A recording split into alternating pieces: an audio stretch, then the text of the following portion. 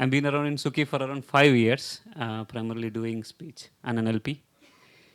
Um, I'll tell about Suki a little bit at the end if I have a time. Okay, I'll first tell what we solved at Suki, especially how we build the speech stack.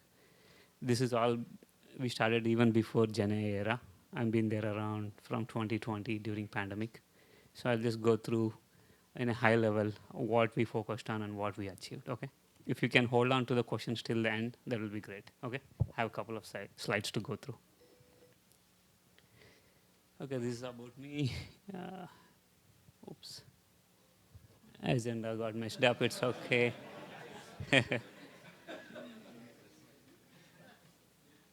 Sure. I start with the context first. Okay. Why is this important? In the healthcare domain, it's a little different than a normal speech problem. It's because of various reasons. There is a medical terminologies involved in it, and also background noise that happens in a emergency care and so on. So the setting is really different than a normal setting that we use, and also there's a diverse sense that we should support around the world.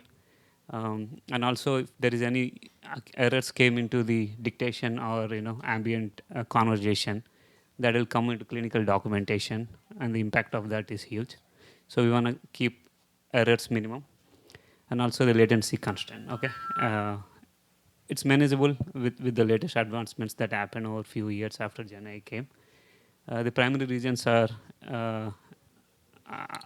errors and the medical terminology. Sure, yeah. And also the data available for the medical domain is also not high. So that's another reason this is a special scenario than a general scenario. And then why we didn't go with the general solutions, right?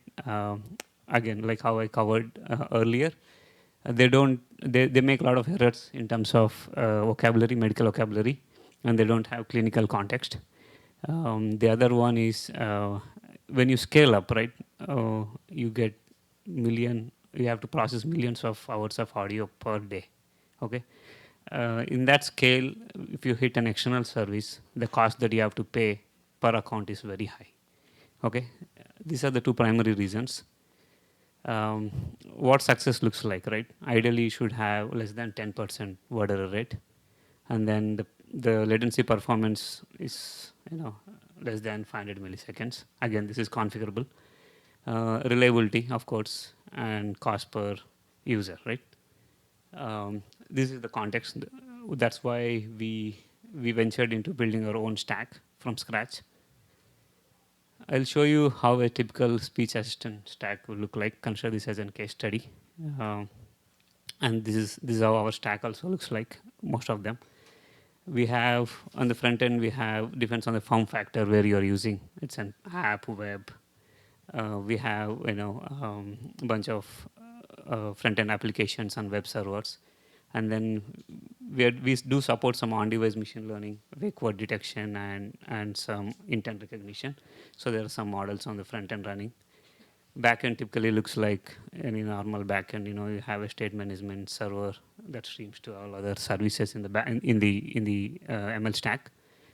It acts as an orchestrator, and then you have few ML models, and then platform to take care of model serving and so on. Okay. And then I'll look at one example of how a typical assistant workflow looks like. Consider this as an example to Siri or Google, how we use in a day-to-day basis, right? Once you start speaking, the front end and the back end streams to certain models, WAD, which is responsible for identifying when you stop uttering. And then once it identified end of utterance, it sends to a speech model. Then it transcribes it, right? Usually verbatim, whatever you say, transcribes. And then there is an NLP and NLU stack that tries to understand what you said. For example, call Bobby, right? What exactly user said. It will identify call as an intent, and then it will also try to fill the slots back and then send back to the response, right? And then your phone reacts. Okay, so this is one of our use case we use in our we provide as a platform, as a stack to some of the devices, medical emergency devices that they integrate into. Okay. And if you go a little deeper, this is how the ASR data flow looks like. Um, uh, Feature extraction, normalization, and then acoustic model, and then you give to a decoder, beam search decoder, and then it has language model and lexicon. Again, this is one type of ASR model. We have in the recent versions, you have all end-to-end models, transformers based. This is not transformer based model. Okay, this is what a Facebook wave to letter looks like, and then we also used it past. Okay, this is one of the example of real scenario. And now we look into what typically you would we learned, or what you would have to take care when you're building a speech model in for applications. Okay, these are some of the speech models we explored over the years: Kaldi and deep speech, some LSTM based PyTorch models, and Whisper, right? So of all the models we explored, what came up really is leverage transformers at first. I know transformers has some pros and cons, accuracy, and it's the best accuracy, and it has in terms of inference, it takes too much of compute power. LSTM is a sweet spot. What we recommend is start with the transformer and then distill down. Okay, that really worked for our case in the recent years. And then once you pick architecture, okay, what you need to do is which model. There are pre-trained, fine-tuned commercial models. If commercial models works for you, yes, go ahead, that's perfect. Okay, if not, go for a pre-trained model. And then how will you evaluate? There are small, medium, large models, right? So go with a medium model. That's a sweet spot I would recommend. And then before even you are deciding, eval set is very important. Okay, so try to build a small eval set that that that addresses all your scenarios. Okay, in my case, different utterance lenses, different tokens and word frequency, and clean and noisy data, and also different assets. Okay, once you have this, it's easy to pick which model to start with. I would still advise to go with a medium model at first, and then the eval methods start involving expert verification from day one. Just don't rely on automation scripts alone or evals. Rely on expert verification from day one. Okay, and then once you have a picked up a base model now or a pre-trained model, you need to pick also data for training, right? So there are various data available in the market, open source, commercial. You can even do augmentation. In the speech, augmentation is a little different. How much ever you use this TTS, it doesn't mimic the acoustics correctly.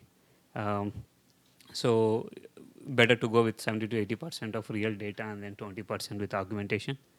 And then will quality quantity matters, right? I would suggest focus on quality first, unless you're building a base model from scratch. Then you need a lot of data. But if you're using a pre-trained, go with the quality as a focus at first. Few hundred samples would really help, rather than focusing on a lot of data.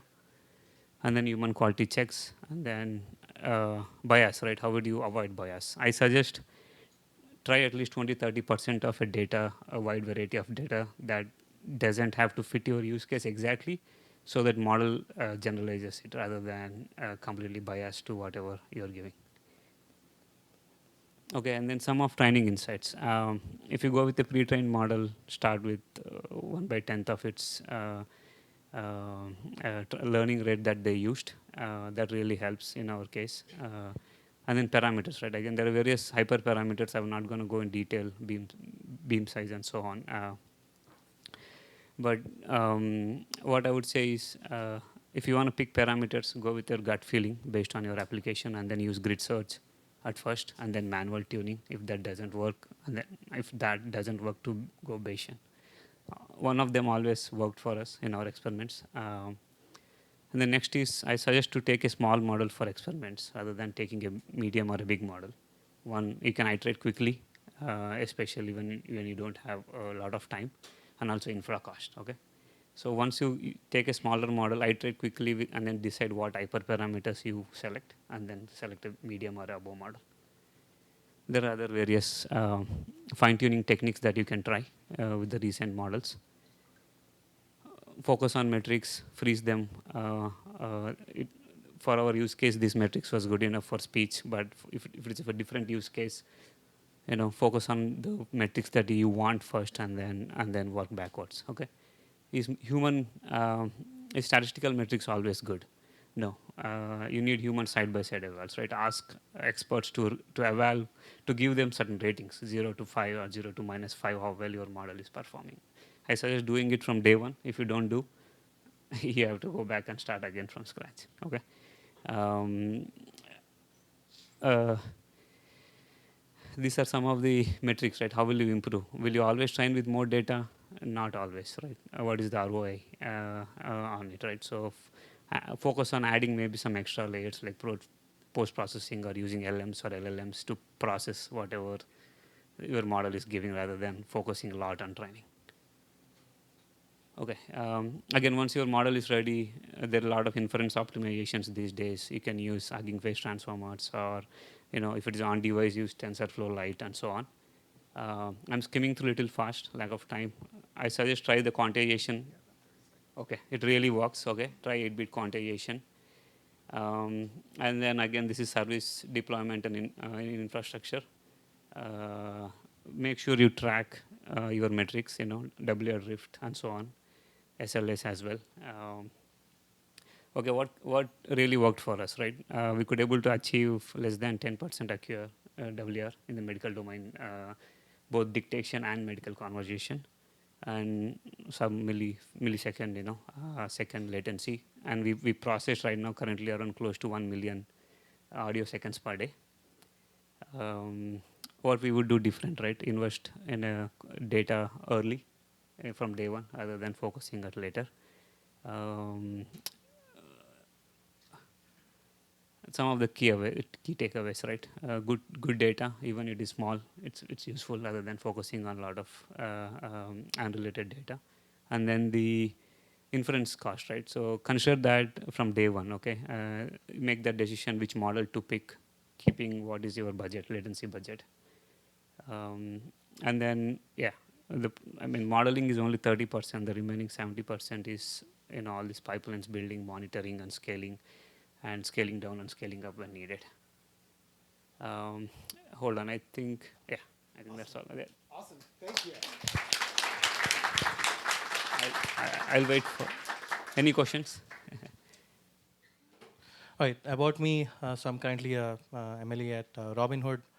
Previously, I built language models at XAI. Before that, I was working on conversion models at Liftoff. And I was working on eBay search for a while. That's not why we are here. So let's move to what we're going to talk today. So the nature of this talk is to kind of go over some learnings that we have while building foundational models. So by the end of this talk, I'm planning to cover 3 major things, like why foundation models are existing right now, how would you actually build something, and how would you probably deploy and go over things like that, right? Why does foundation models exist? So foundation models exist because essentially, particularly in same domain and same modalities, most of the underlying structures of data is pretty much similar. So typically, if you think about ranking or retrieval or anything like that, most of the times, the way you learn about a user, or the behaviors, the sentimentalities, or any other similarities, they remain the same. But given the nature of how teams are built, or basically how tasks are actually constructed, you end up learning these representations again and again and again. Each task learns the same representation multiple times. This basically has a lot of issues on basically the learning is not amortized. So that means that there are things that you can learn from other domains that you're not learning. And obviously, you'll have to build different data pipelines for each of the pipelines that you're working with. Essentially, kind of like starting from zero, building the pipelines from scratch has its own issues again. You would have to rebuild, run a lot of pipelines, a lot of cost with it. And again, basically you end up learning representations instead of relearning them. And you don't actually kind of do cross-domain learning, which kind of gets important once you start going into more generational areas, essentially. Um, Also, one other good caveat of this, one other good advantage of this is essentially as you start learning representations as a whole, your experimentation speed gets faster, mainly because now you kind of represented user in his temporal nature, in his behavioral nature and everything. These tends to be same across all the use cases that you're typically dealing with in a company. So that basically accelerates the experimentation. Okay, so how they're actually used. Foundation models are never the direct endpoints. You end up kind of using it as a leverage. So typical use cases are like you would basically construct embeddings of various things that you're dealing with, be a user, an item that you're working with, uh, anything that any modality essentially. And the other kind of now this kind of started picking up a little more now that we have cost for inference is essentially like you kind of build the foundation model as a teacher, and then you distill down, distill down, distill down. And to kind of echo what Vamsi said, inference is a problem for anyone, and particularly when you're dealing with scale like Robinhood or XAI or anything where you kind of deal with few million requests per second sometimes, under 10 milliseconds latencies and things like that. It's easier to work with a distill model, which actually inherited whatever it needs to inherit, right? Some other use cases are like essentially, this is another interesting use case where typically sometimes you don't actually have labels immediately available. You also have like delayed conversions, for example, and things like that where the labels are not directly available. So you kind of create like these weak labels which point you to the behavioral direction in which this particular model has to go into.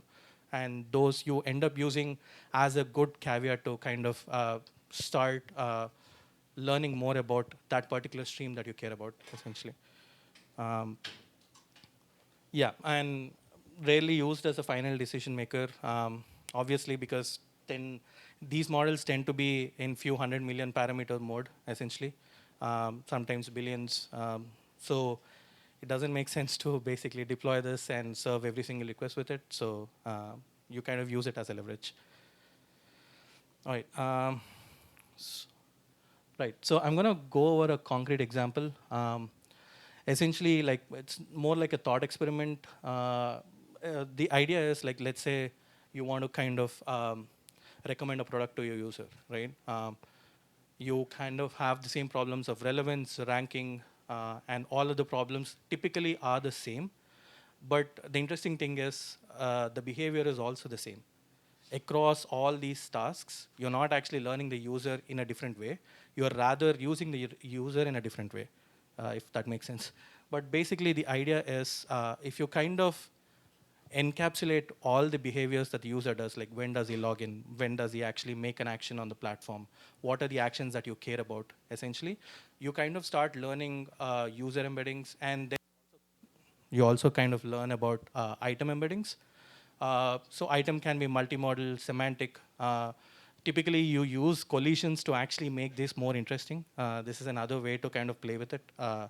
You like a lot of times you avoid collision, but in these kind of scenarios, you want it to collide, so that you actually learn general representations in an aggregated nature, essentially. So these essentially become as your embedding sources, and any downstream task now doesn't have to do the heavy lifting again. It basically goes in, you know who a user is, what an item is, however you want it to represent it. As long as you keep your semantic IDs same, or semantics same, essentially, the item can be represented however you want. And then you end up using them in the downstream tasks, essentially. Um, so I'm hoping like now you have an idea of why foundation models are required. I'm kind of using this as like a mental slide for me, as a template in the sense that how do you actually, like when you start thinking about a foundational model, how do you start thinking about it, right? Everyone basically thinks that like you kind of start throwing data at a foundational model, and then essentially it will learn something and we'll start using it. It doesn't work that way. The human intuition is still there. Feature exploration is very much an domain expertise nature, essentially. Um, there are things that you don't care about, but you still have a lot of features, a lot of details about it, but essentially if it doesn't contribute to the label, then they're basically useless, right? Uh, so the idea is to kind of understand what features work for you. A quick way to do this is like basically do fast evaluation. In these scenarios, typically the way I would basically start is I have a label and I have a set of features. I generally build like a simple linear model to see if there is any signal there. So if you find any signal, typically good or bad, essentially towards the label that you care about, that means that this might actually add something to the foundational model. Remember, like the sequence length is your real estate, right? You cannot put everything that you want there, at the same time not put anything that you want there. So it's a thin line of keeping your sequence length as relevant as possible, right? And then monitoring, right? So right from the start, essentially like think about what you care as a label, what you care about as a metric, and then essentially start winding down. I would basically start with this as your first step, build a simple linear model, and then just basically make sure that the metrics that you care about is actually being visible. You can actually iterate, understand. So the way this works is like you kind of come across this as a loop. Every time you kind of reduce uncertainty as you keep going, essentially. Right. If there is one slide that you can take from here, this is probably it. I think probably anyone who's working in AI and ML basically by now realize that if you don't actually really understand your data, all this is pointless, essentially. So basically, like I would start with the most important thing, choosing the right labels. You can actually have like labels are often like the hardest and the most toughest part to implement in a particular system, essentially. At the start, like if you're starting from scratch, perfect labels are hard to get. I totally get that. Typically, like if you're building a system first or you're doing some Thompson sampling or something like that, you kind of use your behavioral nature as the guidance essentially and start building towards making sure that you encode behavior and not proxy signals. Proxy signals, yeah, like these are basically, you think these labels are correlated, but typically what happens is the nature of these models is that it learns correlation to the proxy, not the actual task, right? So this then 2 months down the line, you are like, okay, why is this doing better on these things but not the other? Then you pretty much spent all your time on it, right? Next, yeah, so you can also use LMs. There's enough context here. All these problems are very much churned out pretty much regularly.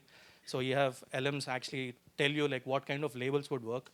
Uh, Treat it as another research friend that you talk to and see what labels will work for you sometimes.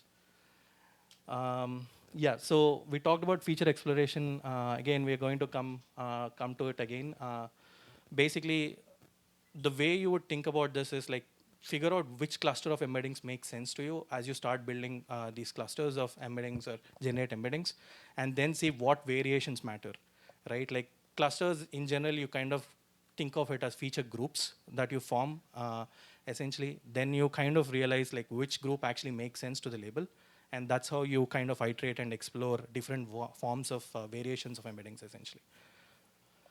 Um, Ablations and iteration, this is probably bread and butter of this whole operation, because one thing that you have to get it across is like when you're building a foundation model, it's not like a 1 day effort or a 2 day effort, right? You're dealing with pipelines that are pretty huge and are basically fundamental to the entire platform that you're building. So ablations kind of help you realize things like, okay, you have an intuition, but how much of it is beyond your search space? What is like NNs go beyond your own intuition as well. There is enough search space there that the correlations are not always evident to you. Use ablations to basically try out these combinations as much as you can. Uh, and okay, so oh, okay. What foundation models does not give you? Attention is not causation. Essentially, like a feature can be has high attention, but it doesn't actually matter. Then there is no point in actually like putting that feature in. And then correlation doesn't mean intervention. So a lot of people basically ask this, like, okay, these are co-occurring. Why can't I learn when I change something? You can't intervene because basically foundation models are learning co-occurrence. They're not actually learning essentially what happens if I change things, right? It only learns patterns at this point. Okay, what's hype? What saves time? Essentially, start in notebooks, start in scripts. Use your notebooks as much as you can. Iterate as fast as possible. There's a lot of glue code here. Typically, if you're working in a slightly bigger firm, essentially you have different things, like you have different environments for testing, different environments for actual release of production and stuff. Make sure that your code is consistent across, but the glue code basically does the parts where like it chooses the right environment for you, right? One major thing that I want to call out, if you don't have human oversight, if your labels, if you don't have human in the loop, you're basically training on synthetic data on patterns that you think are relevant, which is not actually true. Again, co-pilots for everything. Basically, make sure you have good debugging and refactoring. Log everything right from day one. If you are starting now and with an experiment, I would say make sure that your forward fills are set up absolutely perfectly. Basically, make sure that every single event, even if the user basically signs out like 10,000 times in a platform, keep it. That's fine. We'll figure out whether it's required or not later, but don't lose the data point. That's the major point here. That's it.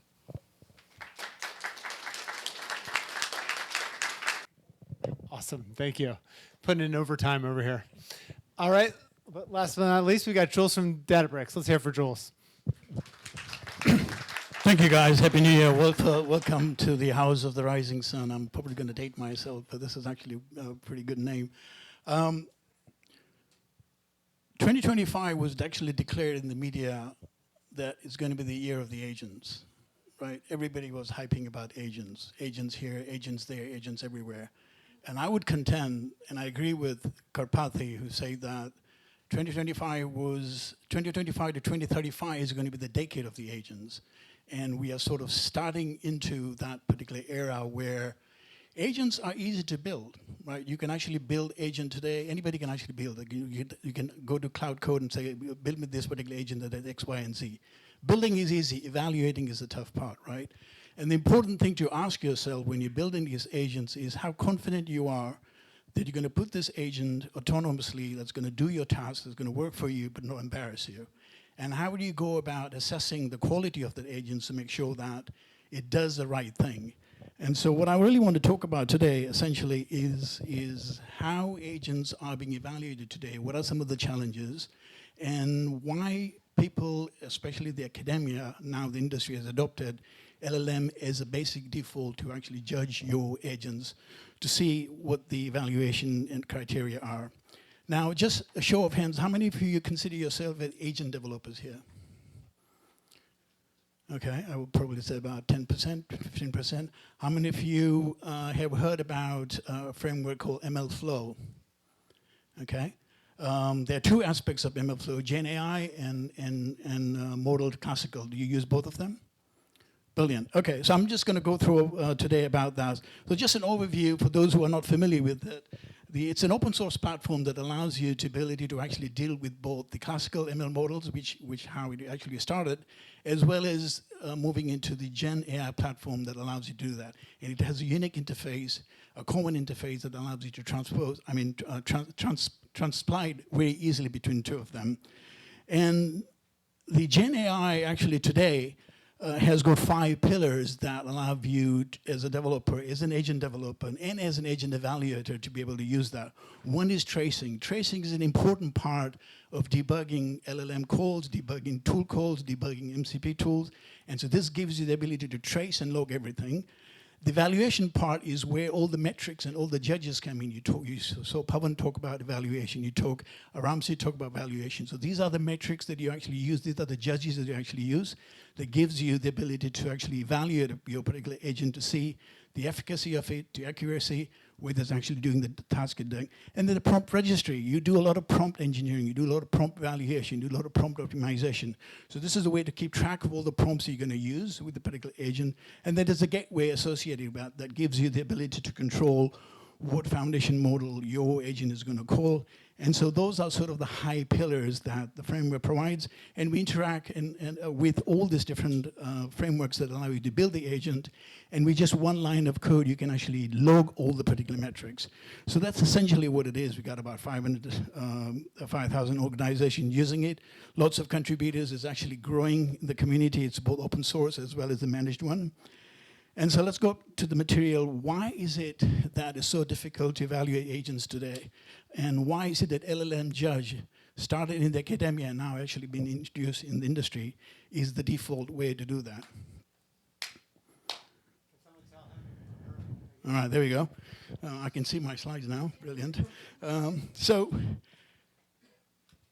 traditional metrics fall short in the LLM model because language models have so much complexity and the breadth is so wide that traditional metrics such as BLUE and ROGUE are good for NLP, which you actually saw what Ramsey talked about. They sort of evaluate what your translation is close to the source and some of the F1 and precision metrics, but they don't fall very well with how the agent and LLM are generating the output, because there's architectural complexity involved. Because when you deal with an agent, you're actually dealing with an entire multi-step workflow that needs to be, it's more nuanced, and these deterministic metrics really fall short.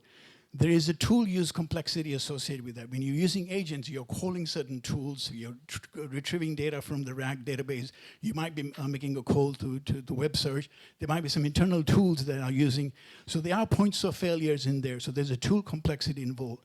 And plus, some of these agents that are fairly autonomous, and because you're using LLM to query certain queries that the agent are going to ask the LLM, there's a non-determinism aspect to it. And so reproducing all that is a bit difficult.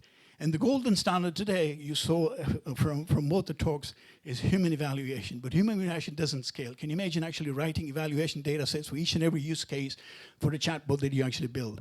So that's where the research paper actually sort of talks about LLM-as-a-Judge. And the idea is very simple, right? The idea is that because today's foundation models are built on a corpus of data that incorporates a lot of human intuition. So if you look at how the models are actually built, the later part, the final part of the model, where you have the foundation model that actually does fine-tuning and also does the reinforcement learning with human feedback, and there's also the last part called human preference. And this is where the intuition comes into play, where the models can now understand how a response should be given to that. So taking that particularly further, the research paper sort of talked about the thing you can actually do is, instead of having a human evaluate each and every response from the query, you give that query with the criteria that you care about and give it to another LLM judge that spits out two things.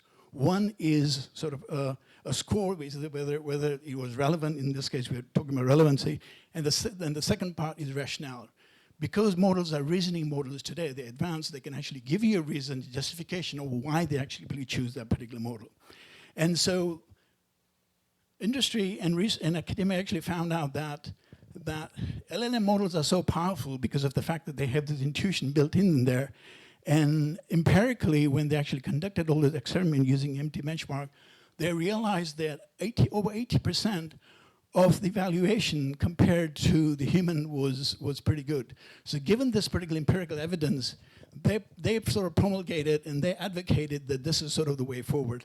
And so the reason why they're really powerful, as I said, they're flexible because they can actually evaluate and understand the instruction set. And the important bit is that they can actually explain, they can give you a reason why they actually chose a particular score or why they evaluated the model given the criteria. And how does a framework such as MLflow might help you to use these particular practices? And it's very simple. You can think of it in 4 bins. The first one is to make sure that you provide a very precise rubric and a scoring scale, which is sort of either categorical or binary. So you can have 1 and 0 based on the score, and the rubric has to be very precise. And that can be articulated, or precision can be given by a very precise prompt. And so the quality prompt to the instructions for the agent as well as the judge to see how you're going to evaluate that. And then validate now and then periodically against humans. Just like in the traditional world, models drift, LLM responses drift as well. So you want to make sure that every now and then you compare it against the human responses and you incorporate that human responses back into the prompt. So now next time you actually have a better way. And if you have suitable frameworks like MLflow that actually allows you to do that. And so here's an example of one. Define your criteria agent instruction. You see that I'm using a prompt for the agent to say, you are a customer agent support, and these are the things that you actually are responsible for. Assist the customer for technical questions, clarify the questions you need, prompt them for questions if needed, and here are the guidelines you're going to respond. So you are articulating precisely exactly the behavior of how the agent is going to interact with the user, which the LLM will understand because it is incorporated through the human preference training how to actually respond. And then the instructions to the judge are equally as precise to say exactly, given the conversation that you actually have in the case of, say, a chatbot, here's the entire trace, here's the entire session that you actually have.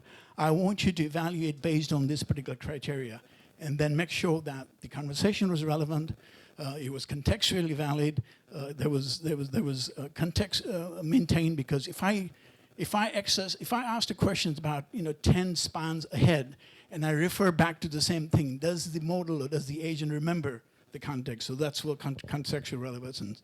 So once you actually do that, you now actually have a judge as a model.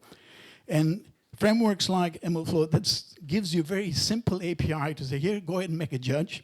Here's my evaluation criteria. Now, this could just be a prompt that I actually get from the registry. And then once I have the entire traces, I can actually give it to, giving me my time is up. I'm good? All right, brilliant. And I can just evaluate it. I can actually give you multiple judges. I don't have to just give you one judge. And so you have an entire module that actually gives you all these particular APIs to exercise and to implement the best practices that I mentioned earlier. And these are all the different judges that you can actually use for evaluating and for the metrics that you need. So for example, if you're doing a conversational chatbot, you have an entire conversation completeness. Knowledge retention, is the knowledge actually retained from one turn of the conversation to the next one, and so on. And now, if you're using lots of tools, was the tool correctly? Were the arguments passed correctly? Were the results written correctly? All these are different metrics that you can actually use to evaluate your particular agent. And you just don't use one, you can use multiple of those things together. And so what's the future? Well, LLM as a judge, it's not the panacea. It has its value problems. When you choose multiple judges, where you actually give a response, the positional bias is something that it actually incorporates. So if you give an answer to Judge A and another one to B, it'll probably favor Judge A because of the positional bias. So the way you mitigate is that you actually do a round and robin. So that's one way to do that. Another one is the verbosity bias. LLMs are chatty. They really like to talk a lot, and they give you, explain, they do everything. And so in your instructions, when you're actually giving the response and rationale, tell them to write very prompt, very, very small answers. That way you have a consistency. And a lot of papers have actually been written, and these frameworks sort of take into account where you can actually use assembled judging, where you can actually have multiple judges that can use that as a panel of judges. We've used that particular strategy in, say, XGBoost training or in decision tree, where we have an ensemble of trees and we aggregate the data and take an average. So something very similar, a strategy can be used here. Require explanations. Today's models such as GPT-5 and Claude have chain of thought training built into it. So they're very good at reasoning tasks, and they're very good at planning and then giving you the final response. And then now and then, as I said, monitor your track response against the agents. And so the trend today is, we start from NLP. We went to single judge as a model. Multi-judge is another way you can actually start using it. An agent as a judge is now the way a lot of complicated agents are being used. And the difference between the two is that when you have agent as a judge, you have a more complex workflow, which the agent is actually evaluating. It's calling multiple LLMs, it's using a bunch of tools, and when the entire trace is given, you give it to the judge to evaluate that. And just as a recap, LLM Judge is accepted, it's practical because there is a lot of research being backed and industry frameworks have evaluated it as a choice of evaluation. It's best practices because it's scalable, and even now and then, you can actually use that human evaluations to make sure that it doesn't drift, and adopt a framework that sort of allows, that facilitates that ability. And that's a particular feature where we have. Do I have time for demo? Okay, all right. If you want to give it, if you actually want to look at this particular demo, just take a screenshot of that, and all the source code is there. And essentially, what this particular demo.